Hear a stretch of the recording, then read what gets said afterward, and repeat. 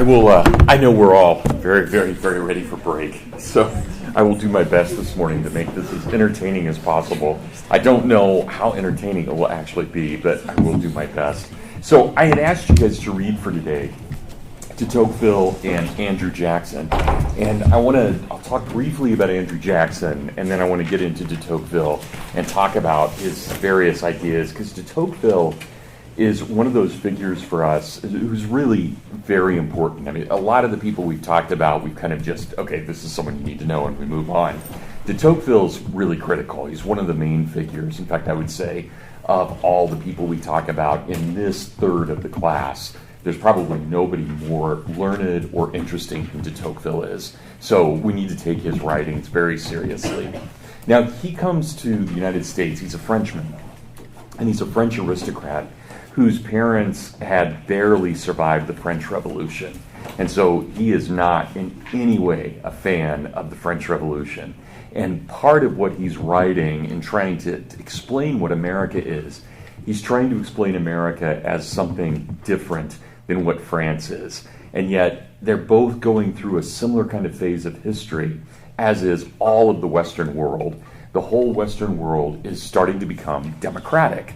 And so they want to try and figure out, or at least de Tocqueville wants to try and figure out, what does this democracy or what does this equality stand for? So interesting stuff. But when he comes, and he comes over with his best friend, Charles Beaumont, forgive my, I'm not even going to try to pronounce the French properly. You guys would not want me to do that.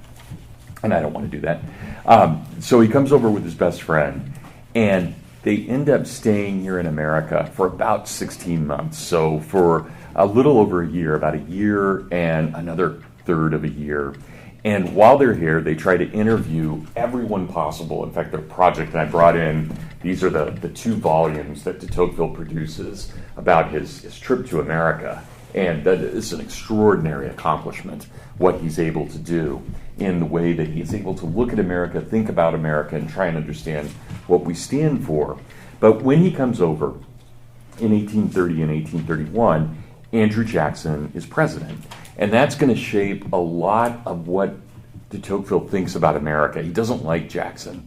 And there are reasons to like and not like Andrew Jackson. So I want to talk briefly about him and what we see with him and why he matters so much, at least for the purposes of where we are in this class at this moment.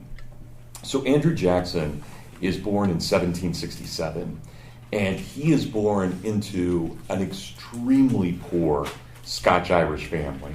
So if you think about all the people we've talked about so far, we really have not looked much at the Scotch-Irish. We started to when we were looking at the Great Awakening and looking at what was going on with that. But the Scotch-Irish have always kind of been in the background. And even on your midterms, I think I noted where, what else would you have said about the Scotch-Irish? Well, we haven't talked that much about them. And there were only limited things that we should know.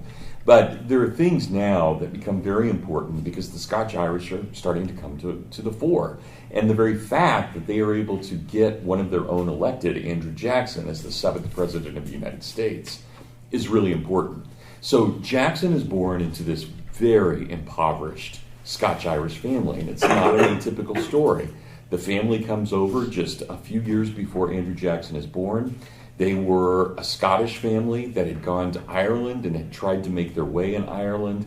They had been promised all kinds of things in Ireland that did not come about, and so they came to America. And when they did, they came with their kind of Presbyterian beliefs, but also with their extreme hatred of Great Britain. They despised Great Britain, as most Scotch did. They felt like they were under the thumb of Great Britain, under the empire of Britain, and they didn't want to be, to this day, they're still not thrilled with being a part of that. And that whole union had really taken place only about 70 years earlier. So between about 1702 and 1707, Scotland had become a part of the British Empire. So Andrew Jackson is raised in this family, a very intelligent family. His mother's incredible, actually, in all kinds of ways, but raised in poverty, but in this very intelligent and attempt to do the right thing kind of family. He loses his father very young. Andrew Jackson barely remembers his dad at all. And it's his mother who becomes the kind of central figure in his life.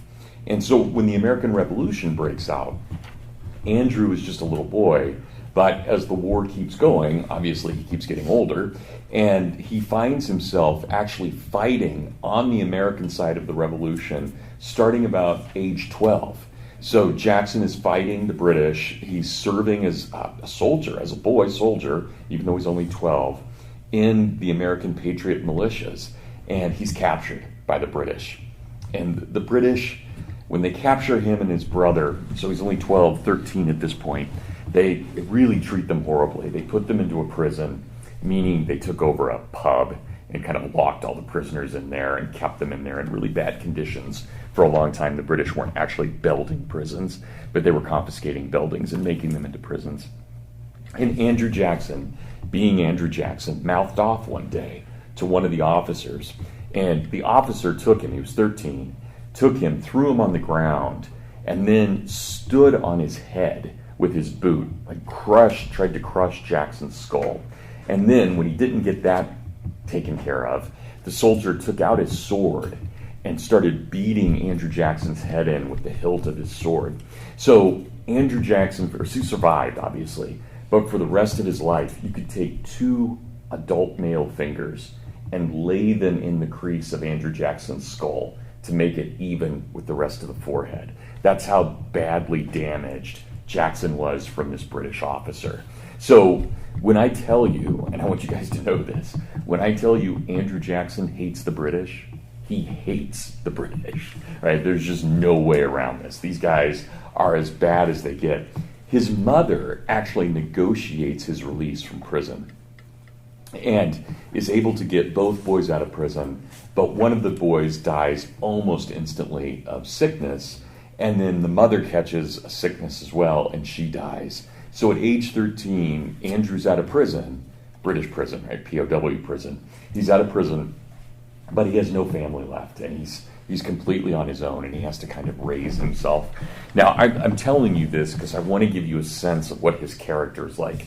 I don't necessarily want you to like Jackson or agree with Jackson, but you've got to understand this guy is totally American in every way. He's kind of the great representative of the American spirit of his day and age. So once he gets out of prison and he's lost his family, he has just a little bit of money because his mother had saved up money so that he could go become a Presbyterian minister and wanted him to get a liberal arts degree and then study for the cloth and then become a minister.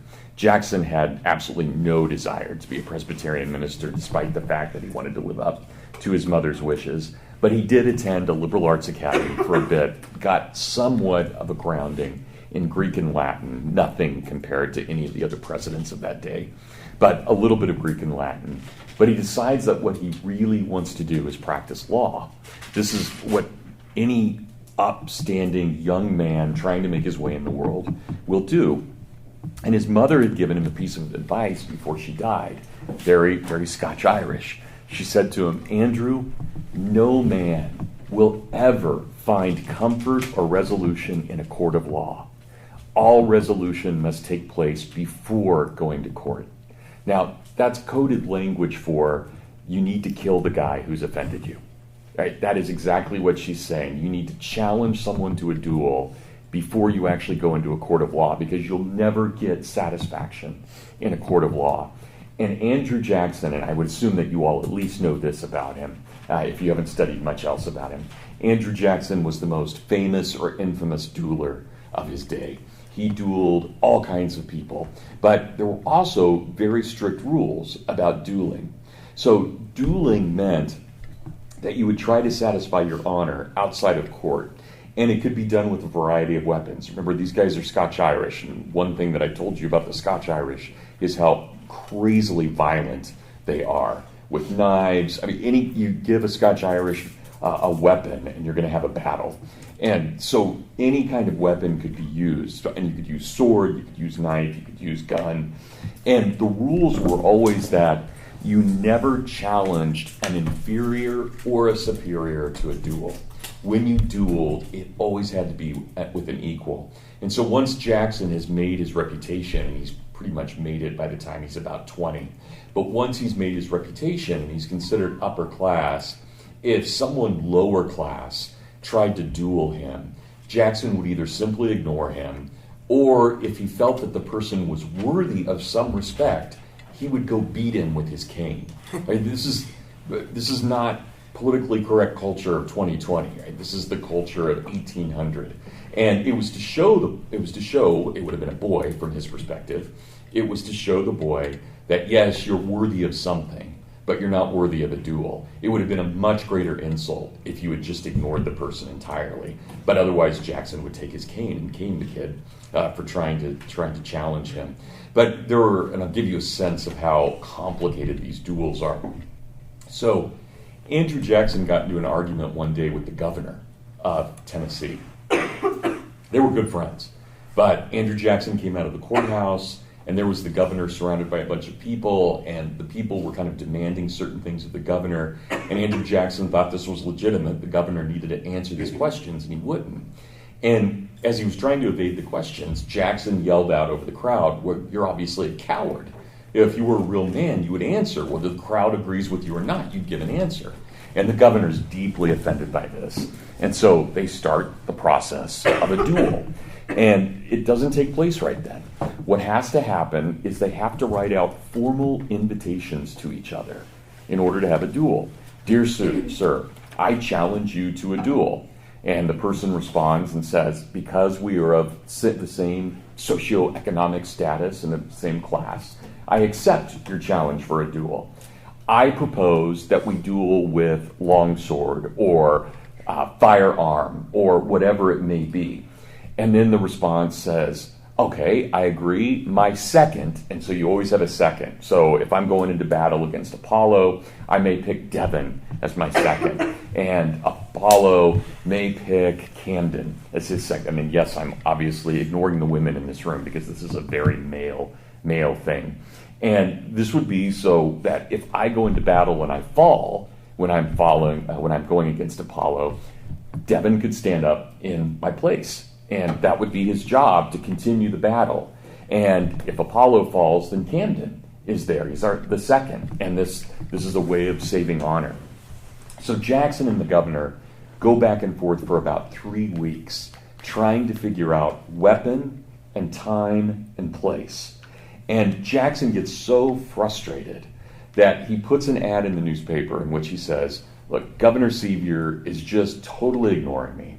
This is proof that he is nothing but a foul, and he goes through a whole bunch of expletives, and Jackson can't spell. So all these horrible things, but they're all ridiculous, but they're angry. And the governor responds by saying, well, if I could understand Mr. Jackson's grammar and spelling, I may actually agree with him. And so they finally, after these newspaper things going back and forth, they pick a time and a place. So Jackson and his second show up, and they decide to do it on the Kentucky-Tennessee border, just in case it's not quite legal, even though this is the governor of Tennessee. Right? They do it right on the border, so it's kind of a no man's land in case the prosecutor tries to do something. So Jackson gets there about 10 minutes early, and he's waiting. And Sevier, the governor, is slow. And finally, Jackson sees Sevier coming over the horizon towards him. And Jackson is so furious that this guy is late. He's furious that they've been waiting for this duel for so long that Jackson pulls his sword out. And usually you have to count paces and you have to have numbers. And Jackson's just so furious that he pulls his sword out and he charges Sevier. And Sevier's on the other side of the hill and he's shocked. Here comes Andrew Jackson like a madman just barreling towards him. And so he has to respond really quickly. And he tries to pull his sword out. And he can't get it out. It gets stuck. And he gets so frustrated trying to pull the sword out of its scabbard that he falls off his horse and lands on his sword, and the sword breaks. He breaks it in two. Jackson stops right when he's right next to him about to strike and just starts laughing. He thinks this is hilarious, that they've gone through all this and in the end, their weapon of choice was broken. So what are they going to do? They shake hands and they ride back together. And they remain political allies for the rest of their lives. How do you deal with this stuff, right? This is just because honor was satisfied. And they both agreed honor was satisfied. And they became best friends. Yeah, there it was. So I tell you all this because this is a totally different world. And one of my favorite moments, so Andrew Jackson served very, very briefly as in the House of Representatives, U.S., and in the U.S. Senate. He fulfilled some broken terms. So in the 1790s, and at one point he watched a debate between two senators that lasted about 6 weeks over, I can't remember what the issue is now, but they just kept going back and forth, never getting anywhere. They kept making the same points over and over. Jackson was utterly bitter, and he wrote in his diary, he said, I cannot believe we have just wasted 6 weeks of taxpayer money. These guys could have settled their problem in one afternoon with a good duel, and it would have been over. Yeah, okay, I'm not in favor of violence, but there's a logic to what Andrew Jackson is saying. And you can imagine, have problems, have Trump duel the president of China and let the thing be done after that, right? Rather than having thousands of people go into battle. I mean, there are possibilities when you think about what this means that could really solve a lot in the world. So don't get me wrong, I'm being silly. But there is a lot that's logical to what these guys are doing and the way they were trying to accomplish this. But that's the background. And I want you to understand that background for Andrew Jackson, because otherwise we're not going to get the Democratic flavor here very strongly. This is, for Andrew Jackson, democracy. Democracy means rule by the common sense of the people. And he's not an ideologue. He doesn't believe that we have to have these big schemes about things. He really does just want to deal with things problem by problem, using kind of a common sense understanding to what they are. For us in this class, we need to know Andrew Jackson for one very important thing. When he becomes president, he declares himself to be the representative of the American people. And that is something that now, if you watch anybody, Trump or any of the Democrats, this is what they're all fighting over. They're all fighting over the status, who is the representative of the American people. And the answer of the Founding Fathers, and this is where Jackson, whatever we might think of his character, was just dead wrong. The answer to the Founding Fathers would have been, there is no such thing as a president as the representative of the American people. The only representative you have is the one member of Congress you voted for. That's your voice in the government, not the president. But Jackson starts a trend.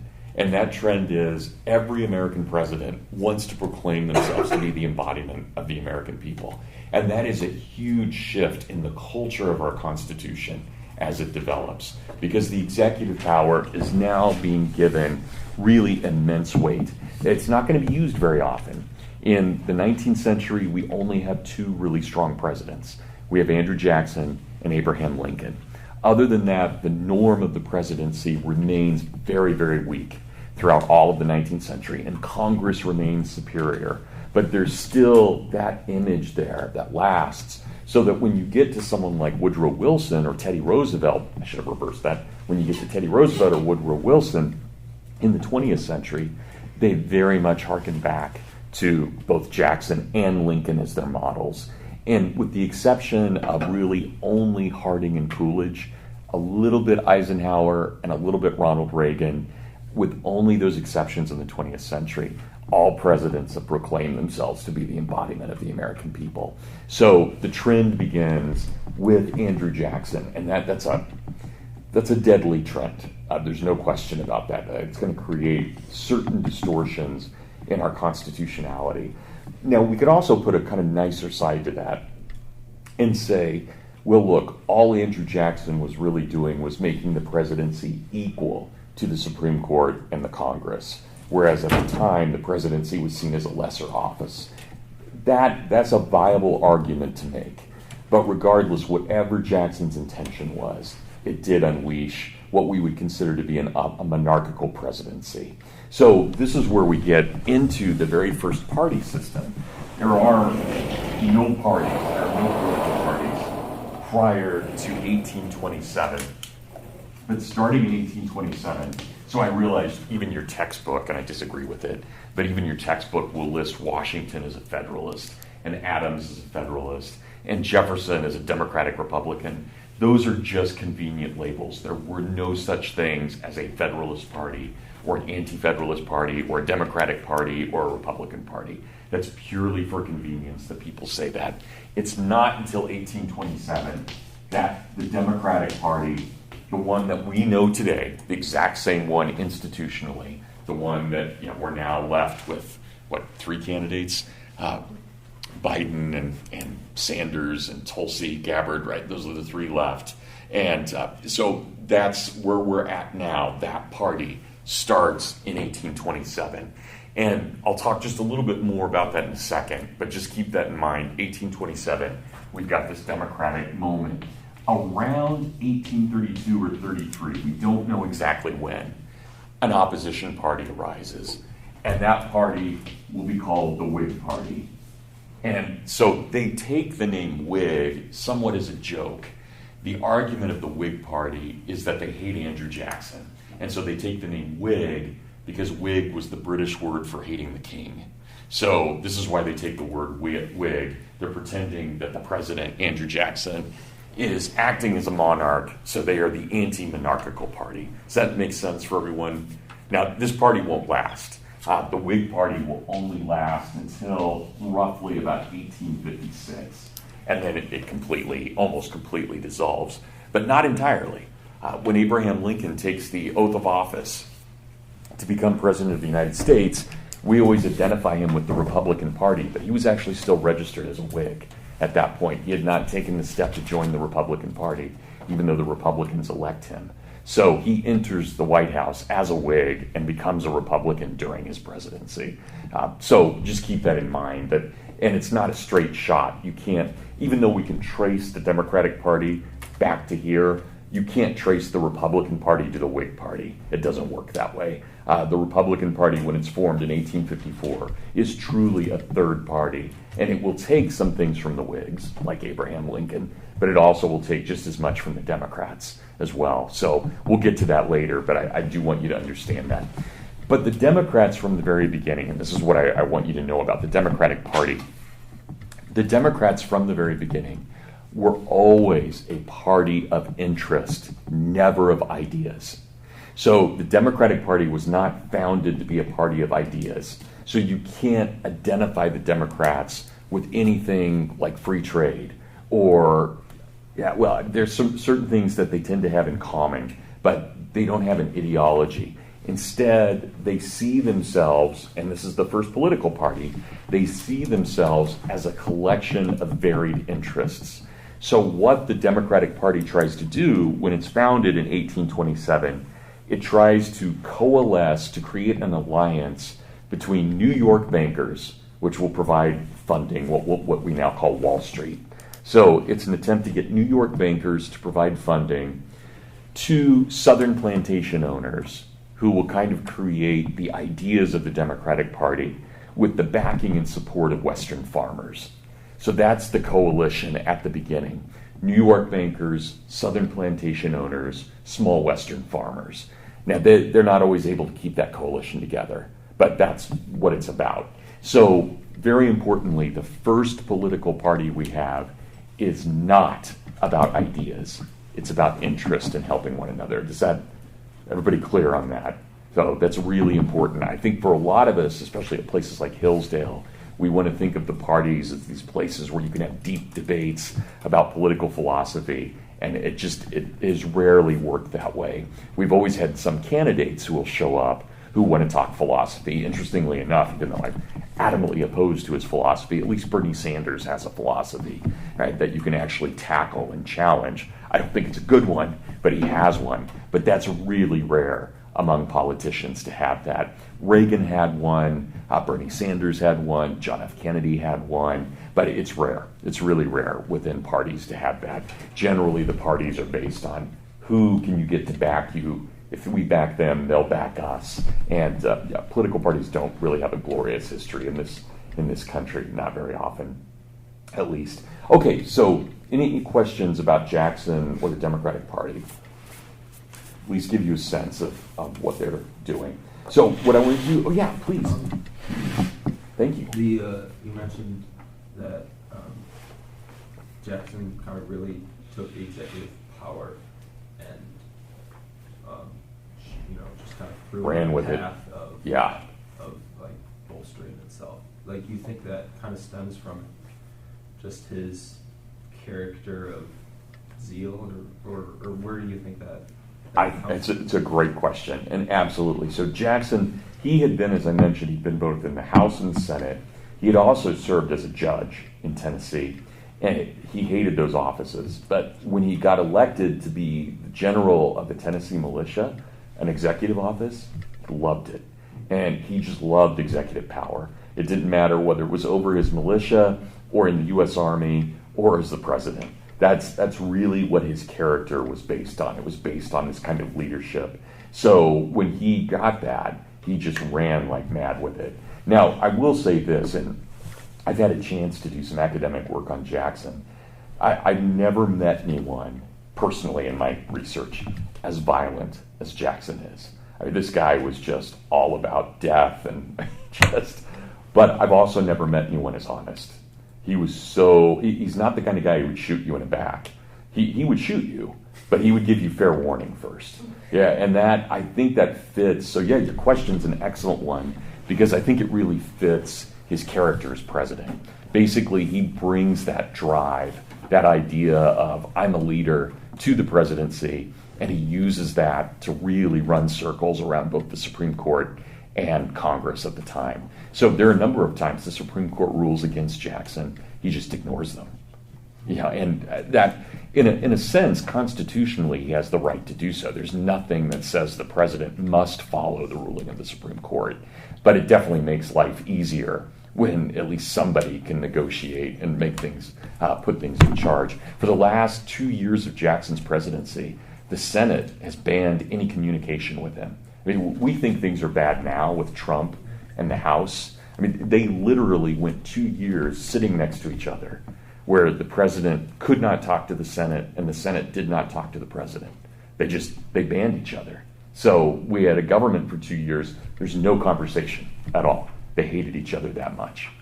So there's nothing illegal about that. It's kind of tacky, but there's nothing illegal about it, nothing unconstitutional. It's just a problem, if that makes sense. Yeah.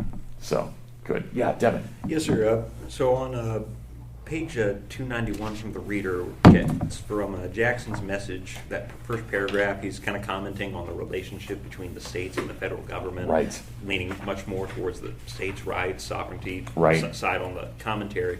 I recall in your book, which was excellent, I loved it. Can you repeat that for the recording? Oh, of course. I recall you made mention, kind of in the contrast between the issues with South Carolina. Yeah.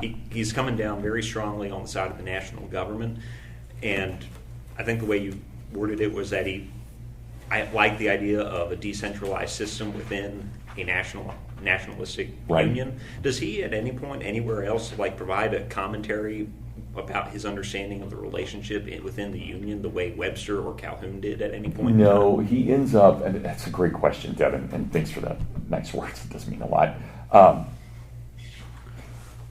Jackson talks about this somewhat, only in the sense, though, that he was all in favor of states' rights until it meant the destruction of the Union. And then at that point, if it could mean the destruction of the Union, he thought the Union took precedence. So states' rights could serve as a veto, they could serve as a means of cushioning things, but they couldn't serve as something like what we'll see with South Carolina in 1860 with secession. And that's what he was worried about in 1832. And because we haven't talked about this in class, but South Carolina came very close to seceding in 1832, and Jackson did everything with his presidential authority to stop that. Sent troops down, sent the Navy down, everything, and he just would not countenance it. But he wrestled with this. He still felt guilty about it. Even afterwards, he thought he had done the right thing for the Union. He was not sure his political philosophy was correct. And he tried to correspond with some of his old states' rights allies afterwards to kind of get them to say that what he did was right, and they wouldn't do it. And I think that was a burden for him. I don't think that was an easy decision for him. I think it was actually one of the most difficult decisions he made in his life. that he had to stop that. But I would put him more, not as a states writer and not as a nationalist, but as a unionist, trying to balance those things and not always succeeding. Okay. Yeah, if that helps, Devin. That does make sense. But he is generally, in some ways, he's regarded as very pro-states' rights, and in other ways, not at all. That makes So sense. it depends on the issue. Yeah, good. Okay, anybody else on this? If not, I want to finish this off by looking at de Tocqueville.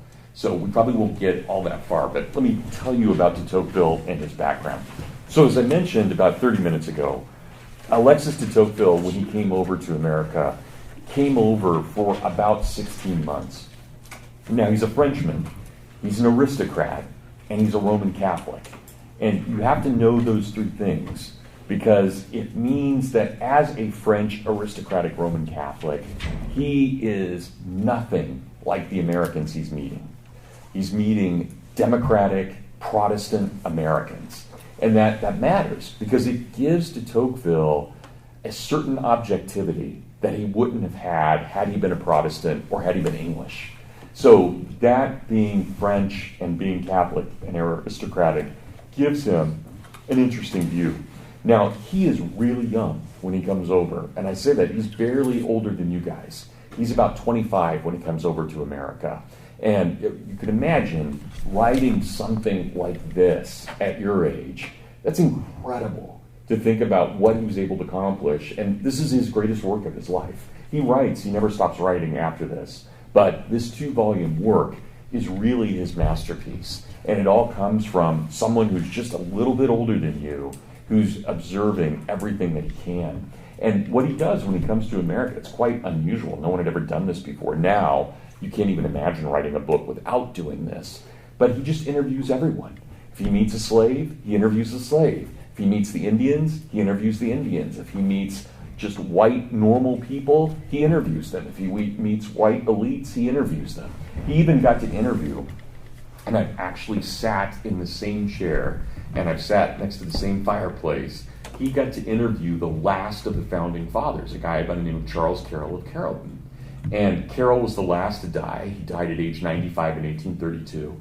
And de Tocqueville and Carroll started a friendship. And so one of his main sources of information about the founding was from Charles Carroll. It's really cool when you think about it, that this guy, here's Charles Carroll, age, he was probably 93 when they met. Here's de Tocqueville, age 25. They start up this friendship, and that's where a lot of his information comes from. So de Tocqueville interviewed thousands of people when he came over, and it gives him it gives the book a beautiful sense. And I would recommend really for anybody who is an American citizen, and especially Hillsdale students, that at some point in your life, you guys should read the entirety of Democracy in America. Parts of it are dry, but it's worth it overall. It's a great book, and I think it's the best book I've ever read about America, anytime, any place, for how he describes these things. So here's what de Tocqueville argues. De Tocqueville's argument, and we'll see this right at the beginning, so let's open to the first page of what we have. His argument is that there is something changing in the nature of the world, and that change is happening first in America. So this is on page 295, and he says right at the beginning there, amongst the novel objects that attracted my attention during my stay in the United States, nothing struck me more forcibly than the general equality of conditions. Right, we've already talked about this quite a bit. If you remember when I had all the maps on the board, think about how many babies Americans are having, how long Americans are living, how tall they are compared to people in the rest of the world. And that's shocking, but there's a general equality among the American people. There aren't really, really rich people and really, really poor people. There are lots of middle-class people, and everybody kind of looks alike, everybody kind of thinks alike, and that's very different than France. It's very different than Europe overall. So something is happening in the nature of the world, de Tocqueville says. Now, he calls this, he says it's a providential fact that God has so decided that the world is moving towards equality. And we'll get to choose. So we have no choice about the equality coming. Equality is coming. It is God's will. We have no choice about that. What we do get the choice about, and this is why de Tocqueville's writing these 2 volumes, because he's presenting us with the choice. The choice is, do we want a democracy that makes everybody better? Or do we want a democracy that makes everybody the same? And those are not the same thing. So when I look at someone like Hannah, do I, in a proper sense of equality, say equality demands that Hannah be able to exercise her gifts, her excellences, to the nth degree possible for the flourishing of our community? Or do I say, God, why did Hannah get that talent? What a bummer. I want that talent. And because I can't have it, do I bring her down? So these are the 2 forms of equality we can have, de Tocqueville says. We can either have that equality of excellence, in which we revel in one another's uniqueness, and we're equal in our uniquenesses that are totally different one from another. Right? Think about a thing is excellent because it's unusual. That's it. When Stephanie's on the field, or in the pool. Sorry, when she's in the pool, we see excellence, right? Real excellence, a drive, a great drive. What happens outside of that? Right? What do? So do we prevent Stephanie from swimming because I can't swim as fast? Or does Stephanie encourage me in something else? Right? So those are the 2 forms of ideas that we can have here. One that makes everyone low, or one that makes everyone high, right? In the best sense. So how do we deal with that? So this equality of condition. Sorry, I got your sport wrong for a second. All right. I readily discovered the prodigious influence which this primary fact, right? Later he calls it a providential fact, but which this primary fact exercises on the whole course of society by giving a certain direction to public opinion and a certain tenor to the laws, by imparting new maxims to the governing powers and peculiar habits to the governed. Right? Prior to identifying equality and democracy as this force, what one force in the world could ever have exercised something on the whole course of society and determined our direction of public opinion and our laws? What was the one possibility? What force in society would do this?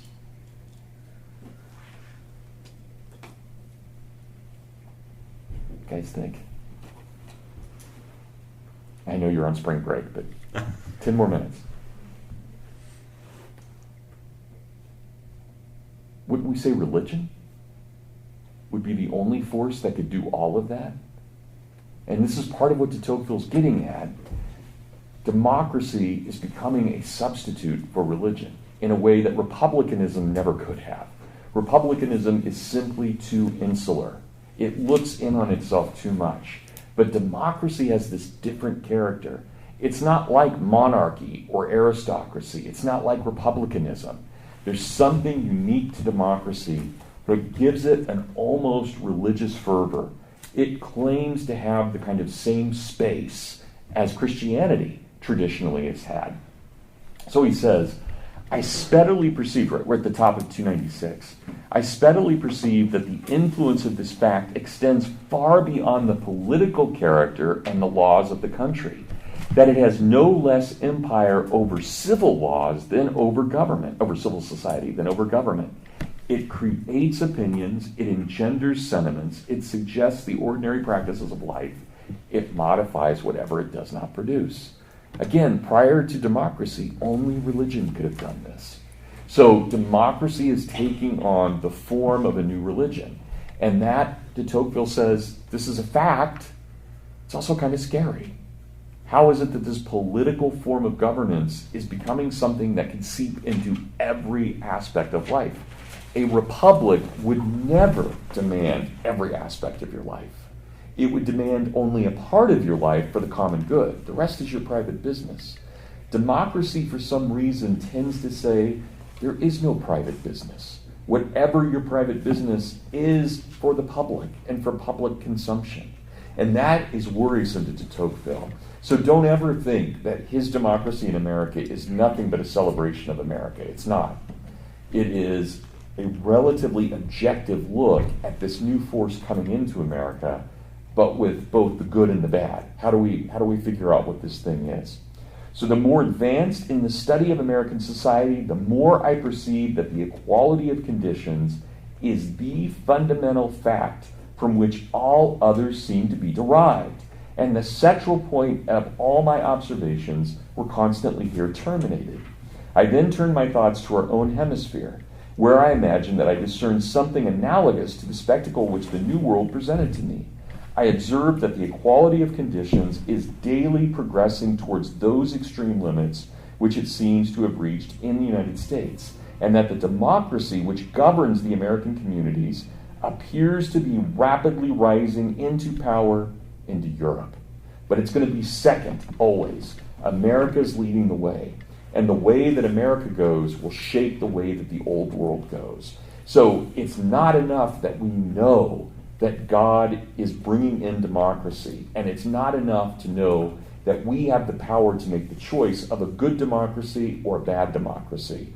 But what America chooses will almost certainly be what Europe will choose. So the fate of democracy in America is the fate of democracy in the world for de Tocqueville. So we have to get this right. We have to absolutely get this right. And that's why de Tocqueville is very nasty at times when he's trying to think about what we Americans have done. He's brutal and he's bitter, in large part because he doesn't want us to screw it up. Because if we screw it up, it's screwed up everywhere. And so we've got to get this thing right. And he's not sure we're going to be able to. So he identifies right at the beginning of his study in volume 1. He says, look, there's one classic problem, classic to the Americans it is, there's one fundamental problem that the Americans have that we Europeans aren't really, we don't have to deal with this. That's the question of race. What are the Americans going to do about this issue of race? And he has some very tough words to say about this. He claims that the Americans, and this, you guys, if you got a chance to read Andrew Jackson's message, you saw that Andrew Jackson said that we were going to remove all the Indians for their benefit. It would be to their benefit to take them from their original homelands and put them in Oklahoma and Kansas, where they can be free of white interference and white abuse. De Tocqueville says that's not going to happen that way. It's going to be just the opposite. Basically, by moving these people from their homelands, you are going to deny them everything that made them what they are. This forced removal will be one of the worst things that has ever happened. And the irony, de Tocqueville says, is that the Americans use all this flowery language to make it seem good and constitutional. And in fact, what they're doing is absolutely brutalizing an entire culture. And he says, this is what we have to prevent. And he's worried.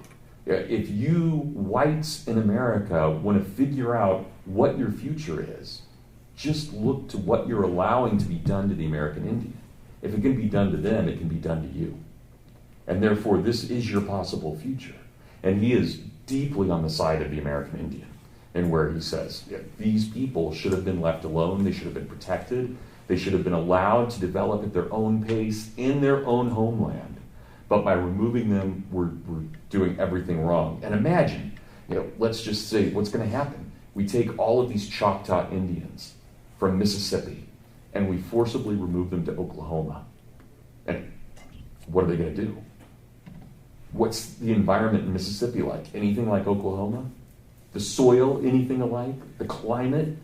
Nothing. It's just like putting somebody in the desert. Not that Oklahoma is a desert, it's not.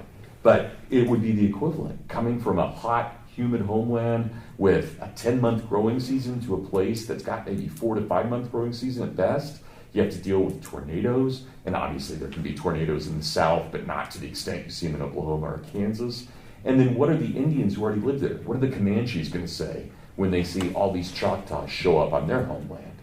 Ah, Red Indian brother, thank you. Now we can have good Red Indian peace here. They're enemies, absolute enemies. So automatically, these people not only lose their homeland, but they're thrust into someone else's homeland. And there's going to be war. And there is absolute war between the Plains Indians and these Indians that are being resettled. So just to give you an idea of how brutal this is, the Choctaw Indians, one of the most prominent tribes of American Indians in the South, in 1830, they had 18,000 people in their, they called it a republic, and it actually wasn't a republic. In the Republic of the Choctaw Indians, they had 18,000 citizens. A year later, in 1831, after they'd been forcibly removed to Oklahoma, they had 6,000. Now, just imagine that. Now, I realize those numbers are small. 18,000 doesn't seem like a lot, but if that's your entire people, and you lose 2 out of every 3 people in 1 year, it's horrifying. It's not quite genocide, but it's pretty close. So, and there are a lot of reasons this happened. U.S. Army was inefficient, moving these people in the winter. There wasn't proper medicine. They get to Oklahoma in January, and there's nothing waiting for them except bare ground. They were promised buildings, supplies, none of that was there, plus they're being attacked by hostile Indians. I mean, we could actually say that much of the brutality that happens against the American Indian was circumstance. That would not be wrong. But these are circumstances someone should have thought about before this happened. So there's no excuse. I mean, there's no way we can make a defense of Indian removal. We can look at what the excuses were, and we can say, all right, maybe they had the best of intentions, but the execution of it was horrible. And that's what de Tocqueville says. This is crazy, right? What we're allowing, what the Americans are able to get away with by doing this is absolutely just astounding. I don't know if I can, I'll read you this one paragraph. And it's kind of a bummer because this is the end of class, and I'm going to say goodbye to you on this downer note, but I'll say something nice afterwards. Okay, so this is what, you don't have this in your reader, but this is what de Tocqueville says at the end of his chapter on the American Indian. He says, the Spanish, with the help of monstrous crimes without precedence, while covering themselves with indelible shame that will live as long as the Spanish name does. Of course, not one of us in this room thinks Spanish, Indians, good relations, right? We think of how horrible they treated the Indians. They were not able to succeed in exterminating the Indian race, even despite all of their abuses. But the Americans, and Tocqueville's writing this with irony, the Americans of the United States have achieved both. That is, they have been able to do this with good language and exterminate the Indians with marvelous ease. In fact, they have done this calmly and legally, and sometimes even with charity and without looking like they're shedding blood. In fact, they look like they have not violated one single principle of morality in the eyes of the world. Believe me, you can never destroy men while better respecting the laws of humanity than the Americans have done to the Indians. And then his final line, the world, it must be admitted, is a sad and ridiculous theater. So this is brutal, absolutely brutal. Okay, my advice for you. I don't want to see any YouTube videos of any of you doing wild things over spring break. All right? You guys have a great time, but be safe, behave, and do not contract the coronavirus. All right, have a great break. Don't even think about this class. It's done. So, Camden. Do you know when we're going to get this papers back? Yes, I will have them to you. I'll probably get them back to you over break, actually. They'll be emailed. Okay. Yeah, good. Thanks, Camden. Is there any reading to take care of? Nope, don't think about this class. You're done. Until Monday returning. We appreciate that. So do I, believe me. Yeah.